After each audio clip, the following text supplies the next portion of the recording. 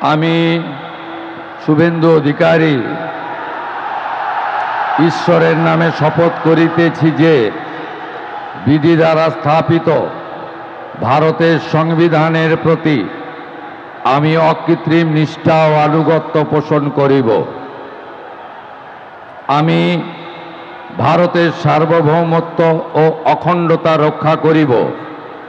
পশ্চিমবঙ্গ রাজ্যের মুখ্যমন্ত্রী রূপে আমার কর্তব্যসমূহ নিষ্ঠাপূর্বক এবং বিবেকসম্মতভাবে নির্বাহ করিব এবং ভয় বা পক্ষপাত, প্রীতি বা বিদ্বেষ রহিত হইয়া সকল শ্রেণীর জনগণের প্রতি সংবিধান ও বিধি অনুসারে ন্যায়াচরণ করিব।